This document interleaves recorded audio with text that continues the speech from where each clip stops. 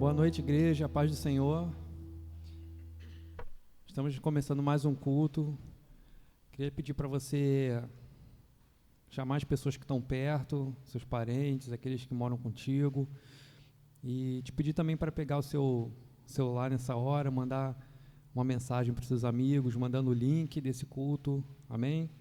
Compartilhando, para que ele esteja junto conosco, com vocês, para louvar o Senhor, amém? Senhor, te agradecemos, Pai, por esse dia, te agradecemos por essa semana, Pai, tantas coisas, ó Deus, tantas dificuldades, alegrias, Senhor. Nós queremos te agradecer porque em todo tempo o Senhor esteve conosco, porque em todo tempo, Senhor, podemos estar em Tua presença, Senhor. Muito obrigado pelo Teu amor, pela Tua presença, pelo Teu cuidado. Seja conosco nessa noite, ó Deus, que esse seja um tempo especial, onde possamos ouvir a Tua voz e onde possamos Te louvar, Senhor. Muito obrigado por tudo, em nome de Jesus, amém. Amém.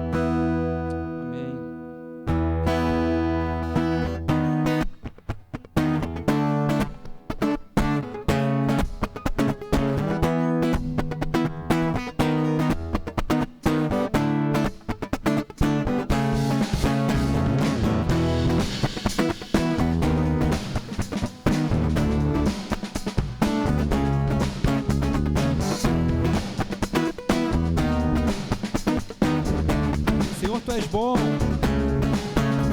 Senhor, Tu és bom, Tua misericórdia é para sempre.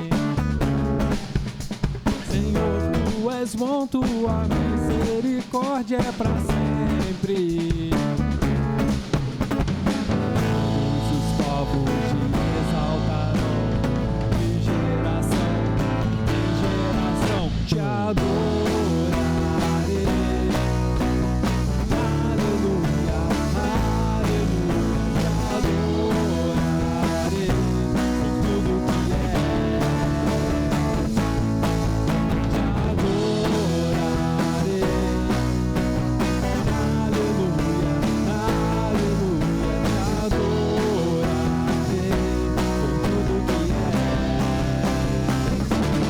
Deus é bom.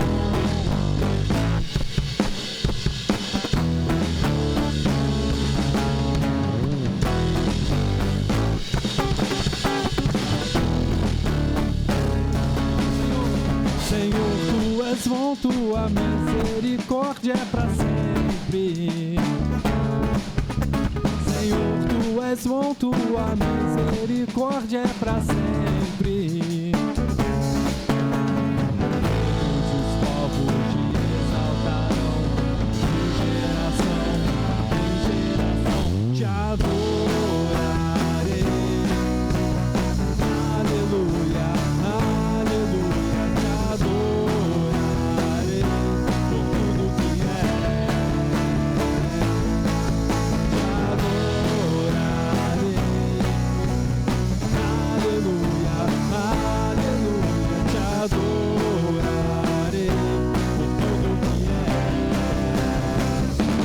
Deus é bom.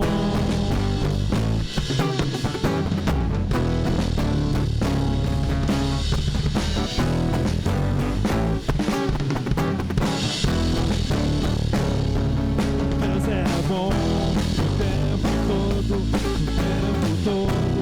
Deus é bom, Deus é bom o tempo todo. Deus é bom, Deus é bom. Tempo todo, Deus é bom, Deus é bom, o tempo todo, Deus é bom. Orarei, aleluia, aleluia, te adorarei por tudo que é.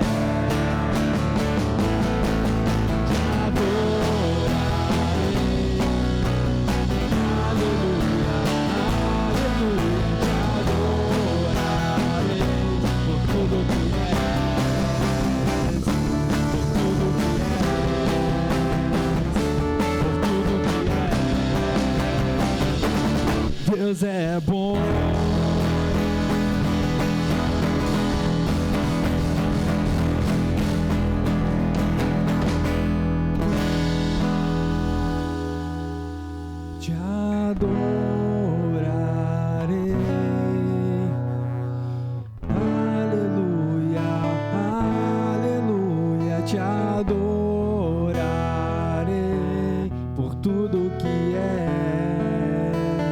uma vez.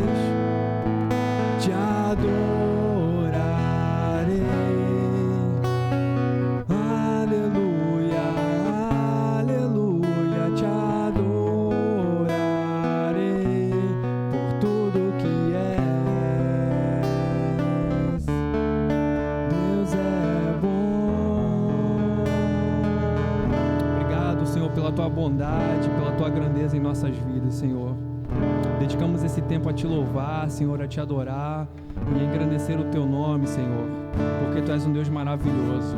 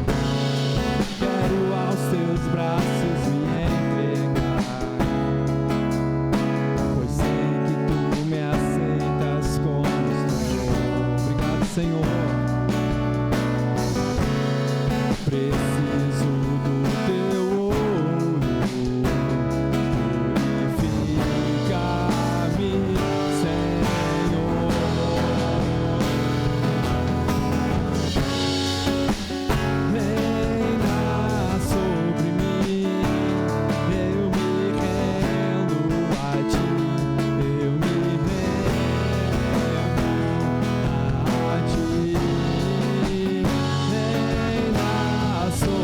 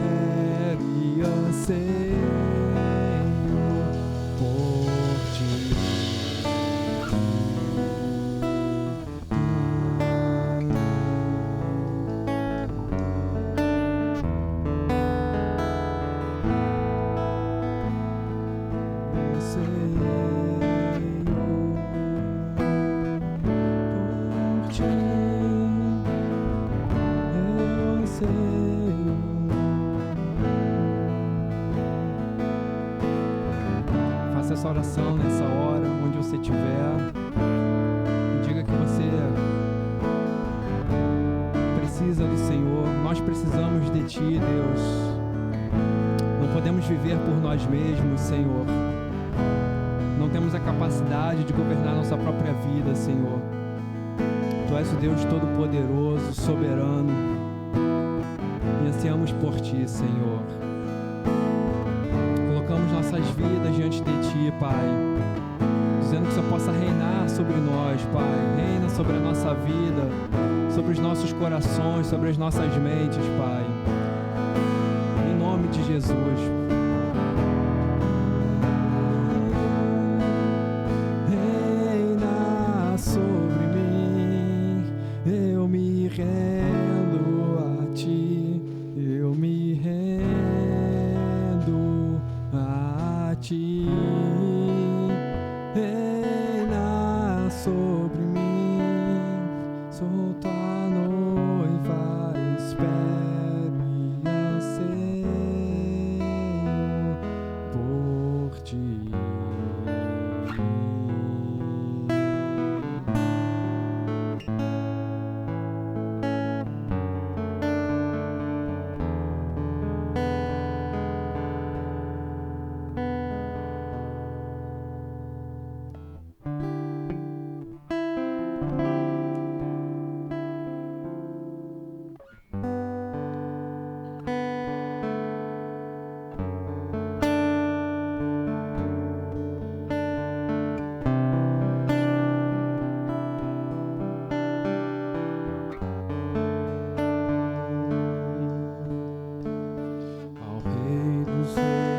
Consagro tudo o que sou, de gratos louvores transborda o meu coração. A minha vida eu entrego nas Tuas mãos, meu Senhor, pra Te exaltar com todo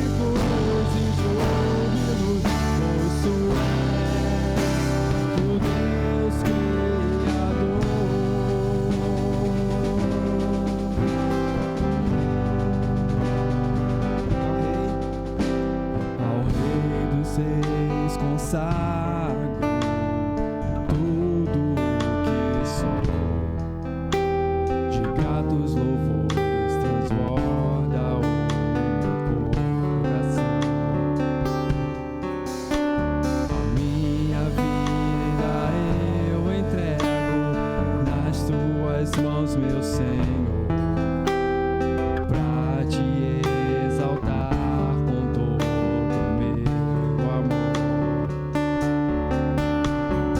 Eu te louvarei conforme a sua justiça e cantarei louvores do Altíssimo.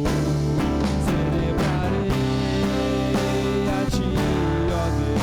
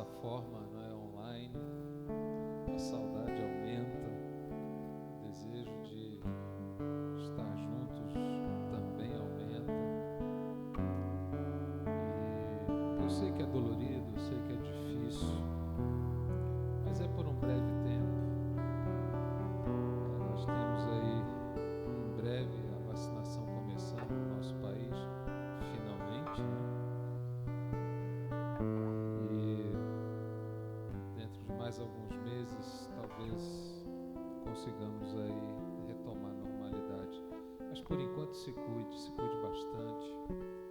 A melhor coisa que temos para fazer, por enquanto, é a prevenção. Então se cuide, porque você é muito querido, muito precioso. E estando saudável, breve a gente pode estar juntos novamente. E eu quero ler com vocês, abra sua Bíblia aí no livro de Apocalipse, no capítulo 3, nós vamos ler a partir do verso 1, a carta à igreja em Sardes. Nós temos refletido ultimamente sobre essas cartas às 7 igrejas da Ásia, numa série que temos intitulado Cartas para a Igreja de Hoje.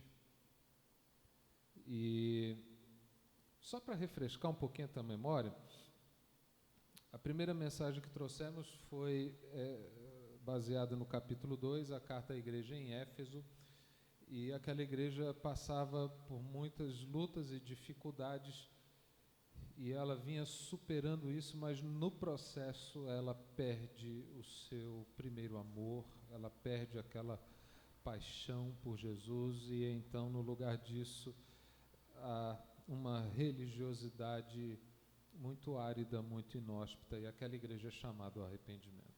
Num segundo momento, nós pregamos ali sobre a mensagem à igreja de Esmirna, uma igreja que já começou a sofrer com a aliança entre religião e política, que causava violência, morte e pobreza, e a mensagem àquela igreja era porque ela não temesse, não é, tudo o que ela haveria de sofrer. Então, a mensagem de encorajamento. Na semana passada nós falamos aí sobre a carta à igreja a semana retrasada, na verdade, falamos sobre a carta à igreja de Pérgamo, e ali nós vemos o que o texto sagrado chama de o trono de Satanás. É onde, de fato, a religião e a política, o projeto de poder, eles se unem de tal maneira que o imperador passa a ser cultuado, passa a ser adorado como o avalista da paz, da prosperidade, da estabilidade e da segurança econômica da época, e ali nós vemos de fato o trono de Satanás, que é exatamente isso. E a mensagem àquela igreja é que ela então não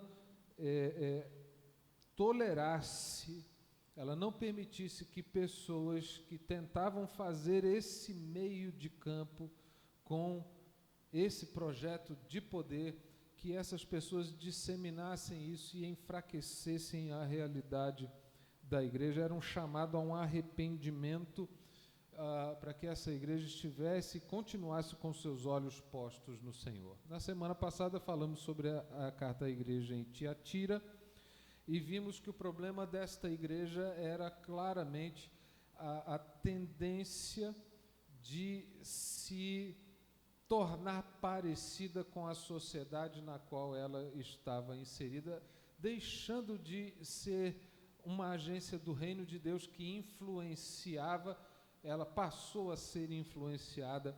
E aí nós vemos que a mensagem para essa igreja também é de arrependimento, também é uma mensagem para que ela volte a ser o que ela deve ser.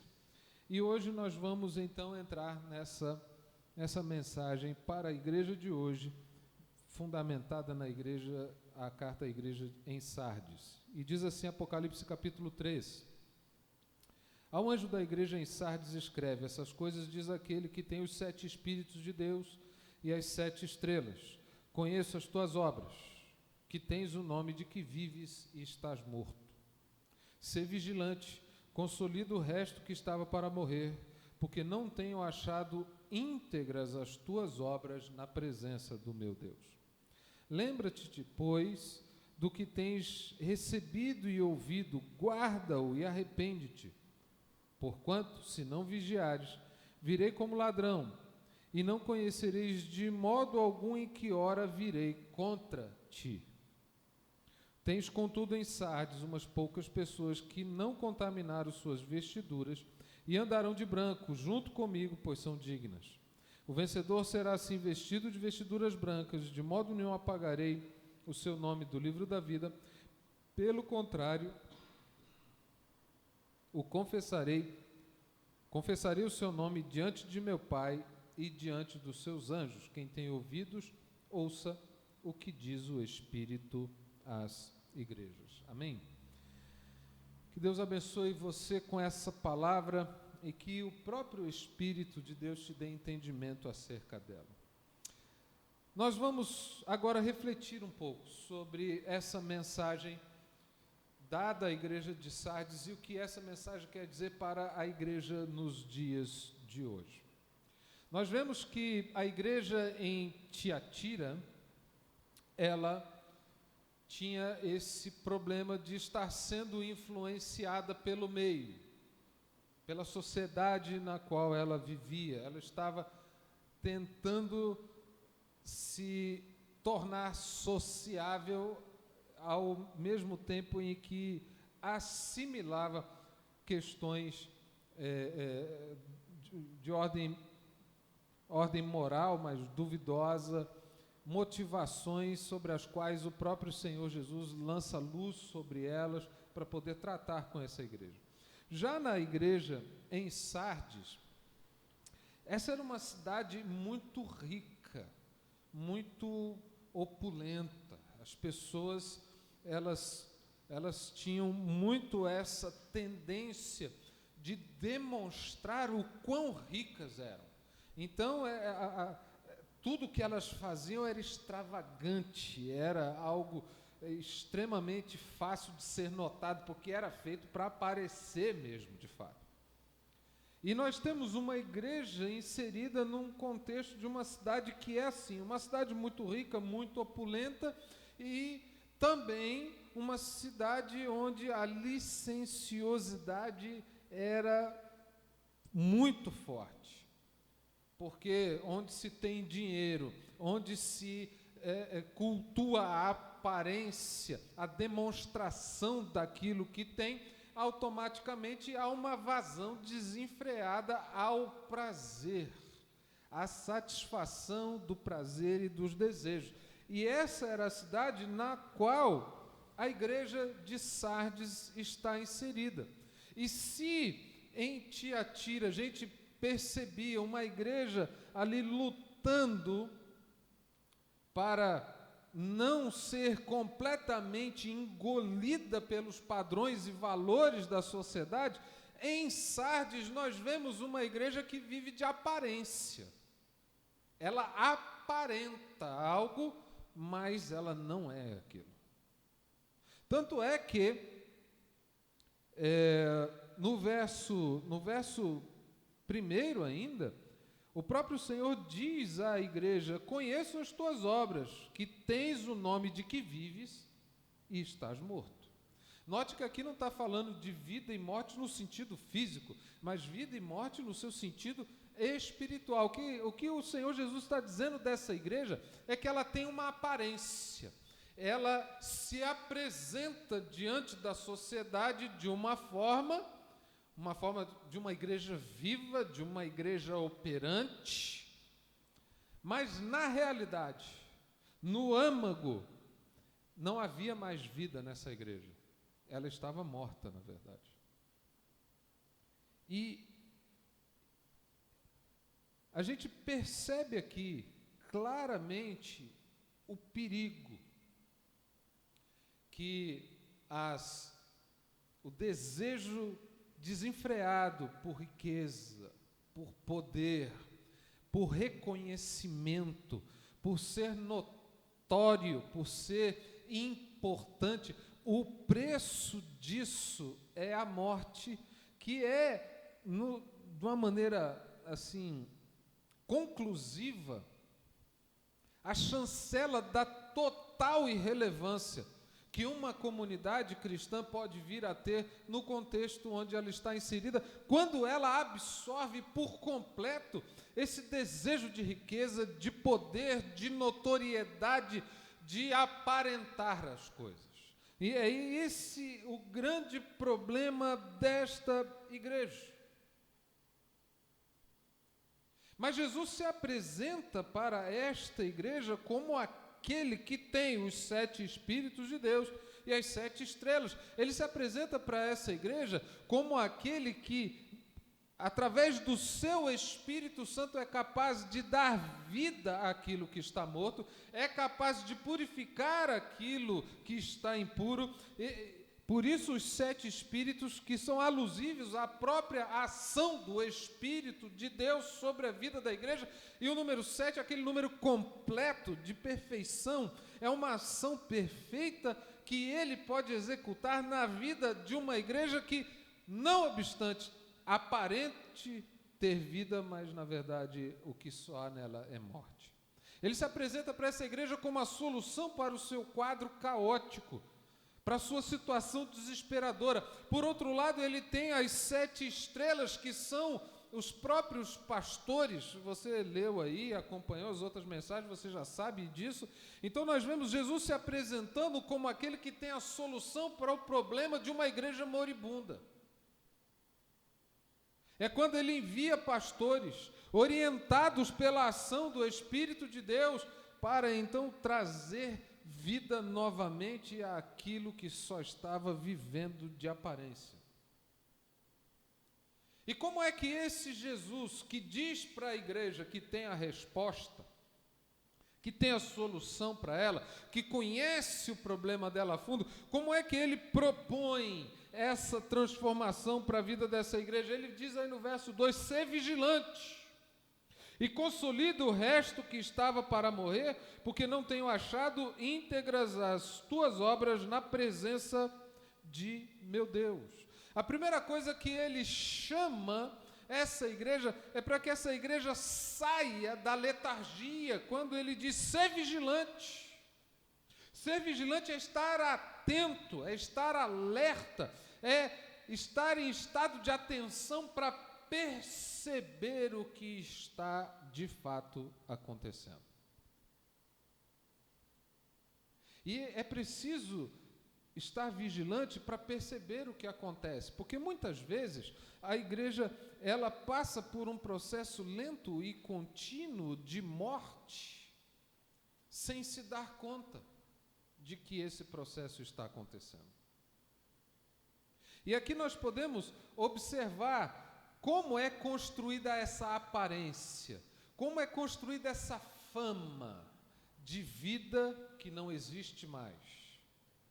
Em primeiro lugar, essa fama, essa aparência, ela é construída a partir das experiências do passado, de um legado que essa igreja veio deixando ao longo dos anos. E até aí não tem nenhum problema. Olhar para um passado, para uma história, né, onde a igreja agiu bastante, onde ela foi extremamente relevante, ela fez grandes coisas, isso é algo interessante. O problema é quando essa história ela começa a se distanciar, a se desconectar do momento presente. Quando ela passa a ser apenas isso, história, que não tem mais nada a ver com a realidade do dia a dia. É aí que se começa a construir uma aparência de algo que foi vivo, mas não está mais vivo. É a partir daí que começa a se construir essa sensação de que há vida apenas nas memórias do que foi feito, mas não há aquela atenção, aquela vigilância para perceber que aquele passado não condiz mais com a realidade.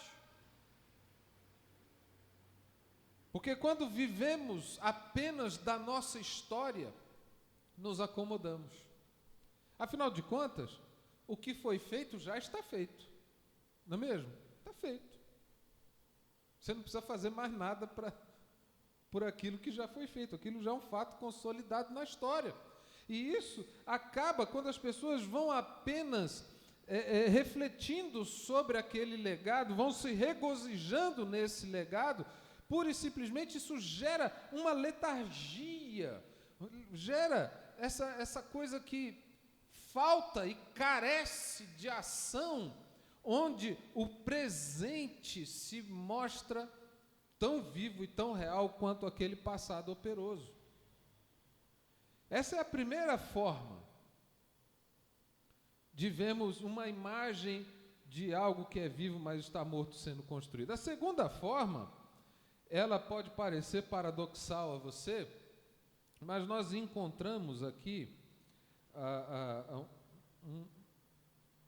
uma pista do que essa igreja estava fazendo. Olha o verso 2: ser vigilante e consolida o resto que estava para morrer, porque não tenho achado íntegras as tuas obras na presença do meu Deus. Aqui nós vemos uma segunda forma de construir uma imagem de algo que é vivo, mas na verdade está morto. São as obras feitas no presente.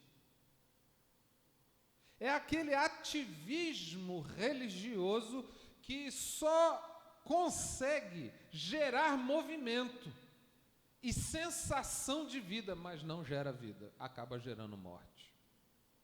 É aquele ativismo religioso feito para encobrir o grande vazio espiritual que há no coração das pessoas.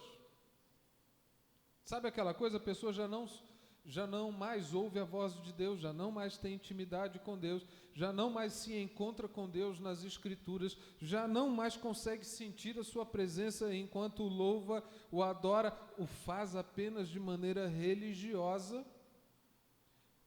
E ela faz tudo isso porque sente que precisa fazer algo para Deus. E aí mergulha nesse ativismo religioso, nesses tantos afazeres, coisas relacionadas com a igreja, com o ministério, com o departamento, com isso, com aquilo. A pessoa está extremamente ocupada com essas coisas apenas para encobrir um grande vazio na sua alma. E aí cria-se a ideia, a noção de que a igreja está operando, ela está fazendo, ela está atuando, mas ela produz apenas morte. Porque são apenas atividades religiosas totalmente desprovidas do que o próprio verso chama de integridade. Obra íntegra é aquela obra onde não falta nada. A integridade está em você estar completamente dedicado de corpo e alma para Deus. O que você faz por causa dEle. Porque Ele quer, não é porque você decidiu fazer alguma coisa que você pensou que seria ideal para Ele. Não, você está preocupado com o que Ele quer, é o caminho inverso. E é assim que se constrói a imagem de alguma coisa que está morta, mas tem a aparência de estar viva. Com o passado e com o ativismo religioso no presente, onde falta a integridade, onde falta essa busca sincera e honesta de Deus. É por isso que ele começa dizendo: ser vigilante. Abre o olho, percebe que você está só no passado. Abre o olho, percebe que você está num ativismo religioso totalmente desprovido da minha presença. Na verdade, o próprio Jesus, no dia de sua volta, muitos vão chegar diante dele e vão dizer: Jesus, olha só, nós operamos milagres, expulsamos demônios, curamos os enfermos. E Jesus vai dizer assim para eles: apartai-vos de mim, eu não conheço vocês, porque vocês viveram praticando a iniquidade. Gente operosa, gente que fez que aconteceu, mas não era íntegra, o coração delas não estava no Senhor. Elas faziam aquilo delas para elas mesmas, para que fossem reconhecidas e notórias como grandes pessoas de Deus. Na verdade, o Deus delas era o próprio ventre. E olha, perceba aqui que ele está chamando a atenção, está dizendo para essa igreja: acorda, acorda, abre o olho, vê o que está acontecendo, preste atenção, acorda. Porque quando a igreja abre o olho, ela consegue perceber o estrago que foi feito, por um lado. Ela vai ter noção do estrago que essa coisa de viver de passado, de história, e essa coisa de viver em ativismo religioso causa. Ela vai perceber a morte, por um lado, mas por outro lado ela vai perceber a vida. Ela vai perceber que ainda há vida, que pode ser restaurada. Por isso que ele diz aqui: consolida o resto que estava para morrer. Sabe o que é consolidar? É fortalecer. É fortalecer para não morrer. Ainda havia vida, ainda que minguante, mas ainda havia vida, e está na hora de fortalecer isso para que não morra. Quando a igreja abre o olho e percebe a morte, o estrago que já foi causado, ela toma um choque, mas ao mesmo tempo ela percebe que, por mais deplorável que seja a sua situação, ela também olha e consegue perceber que ainda há vida, que ainda há esperança, e é preciso nutrir essa vida com amor, com graça, com perseverança, com compreensão, com inclusão. Está na hora de deixar esse ativismo religioso que cega as pessoas, porque elas estão tão apegadas às atividades que elas não veem mais as pessoas que sofrem. Elas não veem mais as pessoas que estão morrendo ao lado delas. Elas não veem mais as pessoas que estão agonizando próximo delas, em depressão, em tristeza, porque o que vale a pena, o que importa é o que precisa ser feito. Quando Jesus dá um choque de realidade e diz para essa igreja abrir o olho, ela consegue ver que ainda há vida, que pode ser restaurada, que pode ser nutrida. E é aí nesse ponto que nós nos lembramos da apresentação. Ele tem os 7 espíritos, ele quer enviar o espírito que dá vida. Ele quer enviar os pastores que vão cuidar e nutrir para que esses que estavam para morrer não morram. É assim que Jesus trata com essa igreja, chamando ela a atenção. Mas aí no verso 3 nós temos uma outra forma que ele trata com essa igreja que eu acho interessante. Ele remete essa igreja para o passado, mas ele faz isso de uma forma diferente. Quando ele diz: lembra-te, pois, do que tens recebido e ouvido, guarda-o e arrepende-te.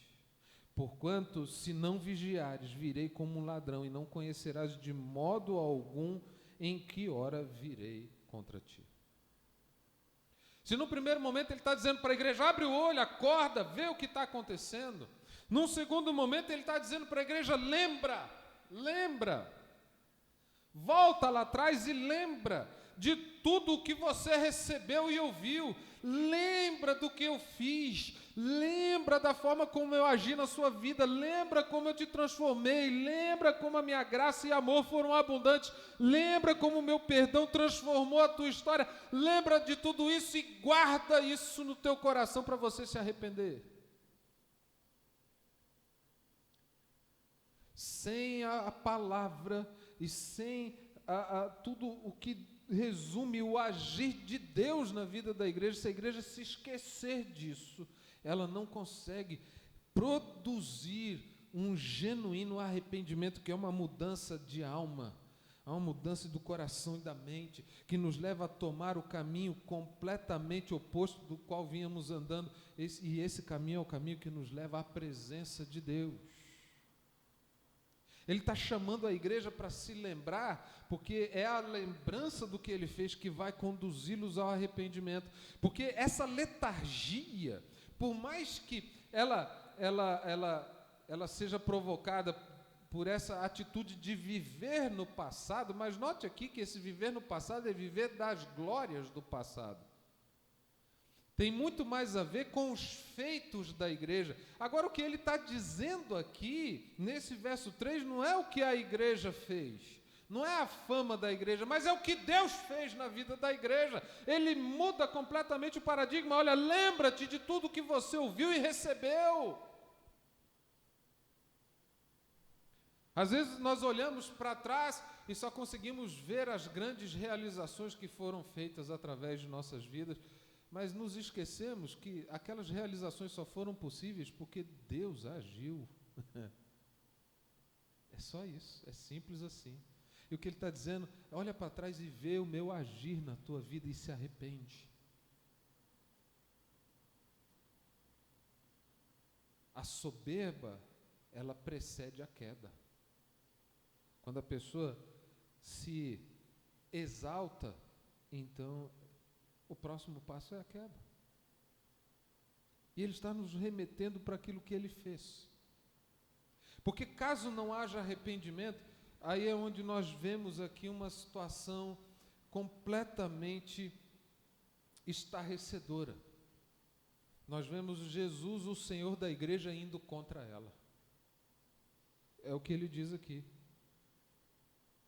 Se arrepende, porquanto se você não vigiar, eu vou vir como ladrão e não conhecerás de modo algum a hora em que virei contra ti. O caminho é, ou é arrependimento, ou é você bater de frente com Jesus, porque ele vem contra.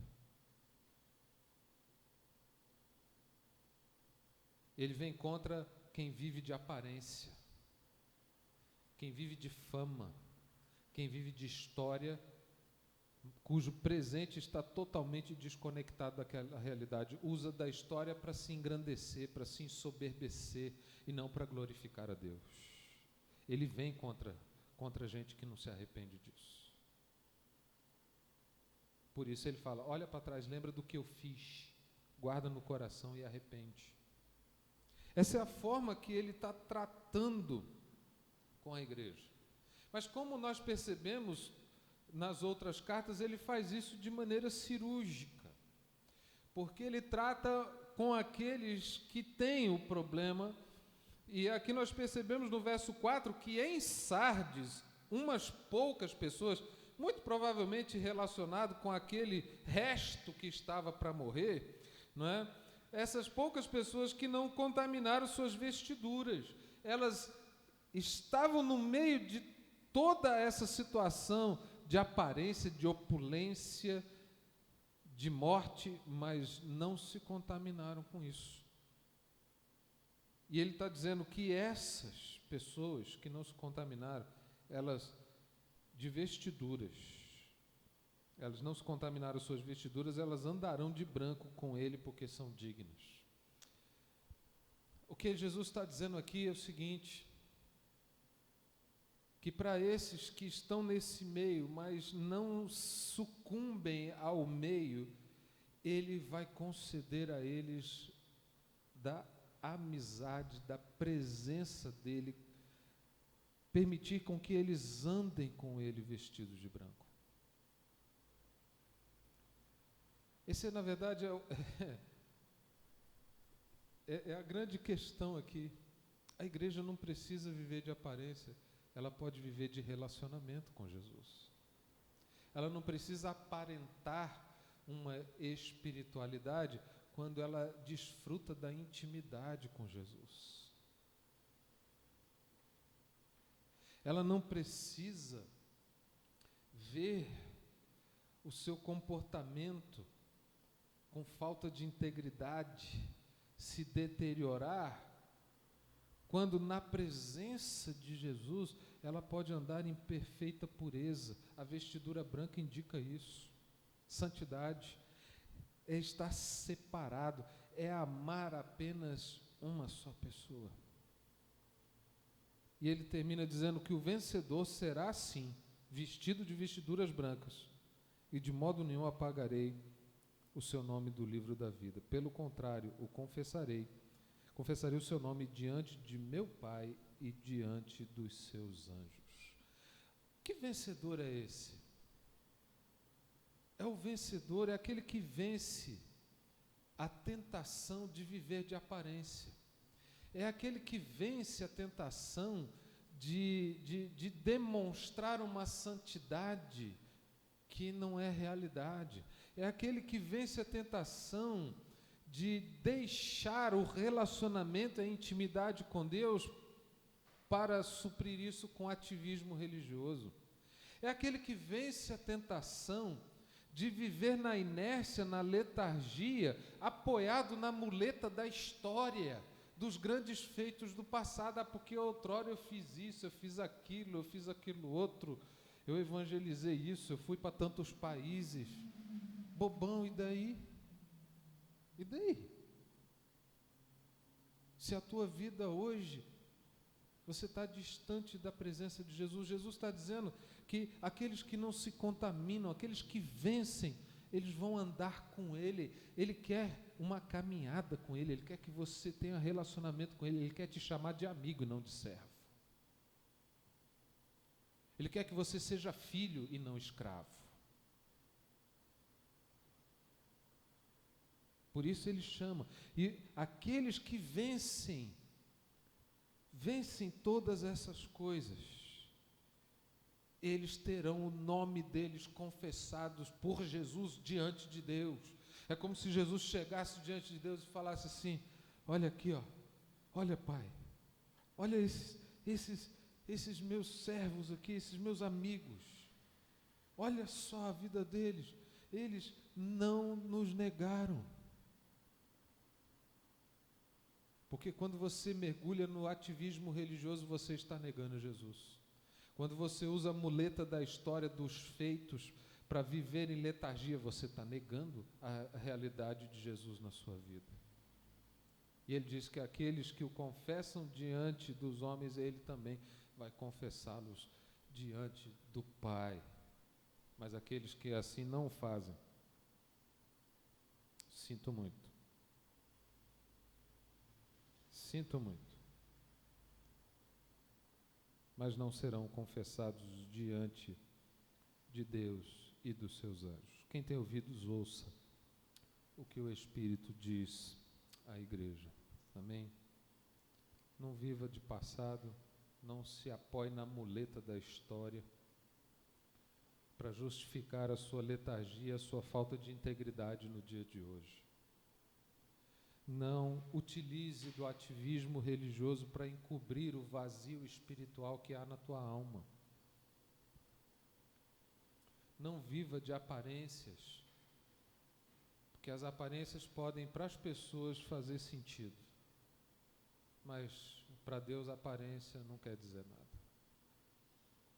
Ele quer você vigilante, que você abra os olhos para ver a realidade de morte que te assola, mas também para que você veja que ainda há esperança, que ainda há resquício de vida. Ele está te chamando para você se lembrar do que Ele fez, de tudo que Ele disse, te chamando para você se lembrar disso, guardar isso no seu coração para que o arrependimento aconteça, porque caso contrário, você se coloca como inimigo de Jesus. Ele está te chamando para que uma vez restaurado, você ande de vestiduras brancas com Ele, santificado, separado para Ele, desfrutando da intimidade, da comunhão, da amizade, do relacionamento. Ele quer te chamar de filho, não de servo, de amigo, não de escravo. Tome isso no teu coração e deixa essa coisa de viver de aparência. Permita que o relacionamento com Jesus transforme você de tal maneira que você não precise aparentar nada. E aquilo que você é, na presença dEle, na comunhão com Ele, é mais do que suficiente. Essa vida de aparência religiosa, ela é muito difícil, ela é muito complicada de se sustentar. É muito mais simples andar na presença de Jesus, desfrutar da amizade com Ele, de viver em santidade com Ele. É muito mais simples, é muito mais belo, muito mais exuberante, é muito mais digno, e é para isso que Ele está te chamando. Cuidado com as aparências. Curva a sua cabeça onde você está, eu quero orar com você. Pai, obrigado pela oportunidade maravilhosa que temos nesse dia de louvar o Senhor, de ouvir a Tua palavra que nos chama a deixar a aparência para viver a realidade de um relacionamento profundo e verdadeiro contigo.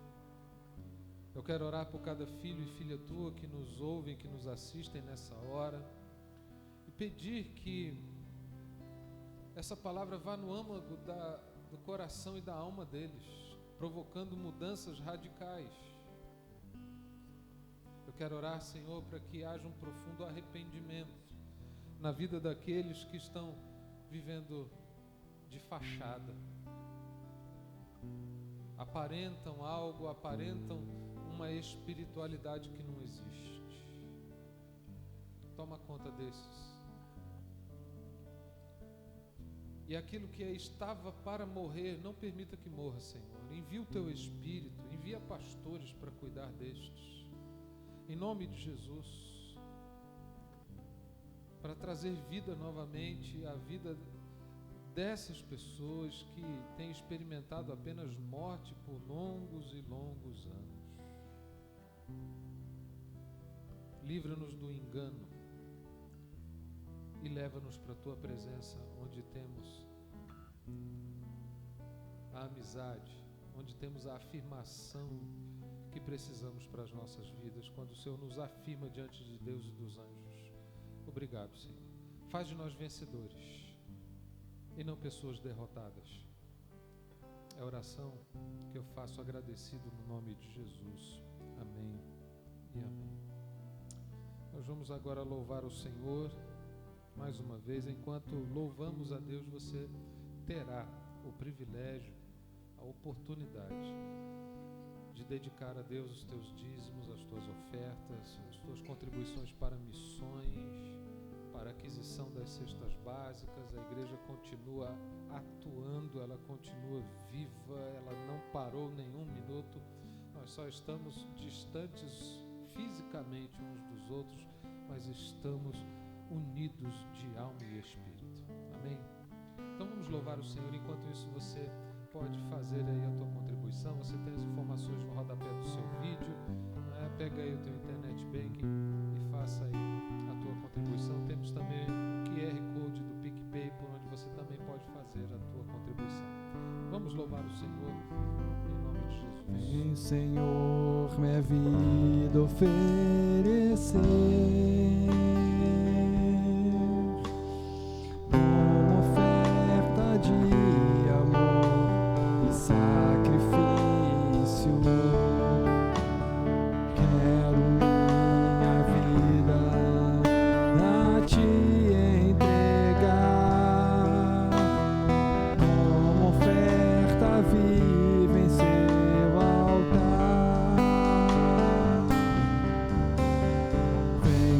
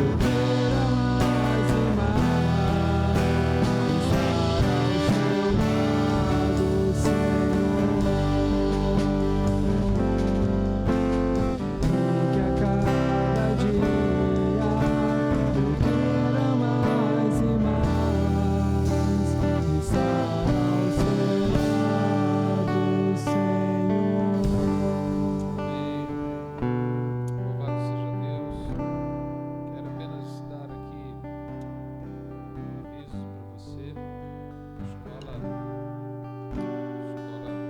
Bíblica da Igreja retoma agora nessa próxima quarta-feira, às 19h30, ali pelo nosso canal do YouTube. Então, fique atento, nós estamos estudando aí, finalizando, na verdade, caminhando para finalizar esse módulo do Dedicados à Vida Simples, para terminar então essa série do discipulado que levou aí quase que um ano inteiro, a gente estudando. A gente está aí, vamos voltar aí na 5ª lição, devemos ter aí pelo menos mais umas 4 para frente, para a gente poder finalizar esse módulo e então dar início no próximo material para a escola bíblica. Então você é convidado a estar conosco aí na quarta-feira às 19h30, no link lá da igreja. Acompanhe as mídias aí da igreja, você vai estar recebendo. Aproveita, se inscreve lá no canal da igreja, aperta lá o sininho de notificações, porque aí eu não preciso ficar aqui falando para você toda hora, Aí você vai receber já, o recado de que temos vídeo novo carregado lá para você.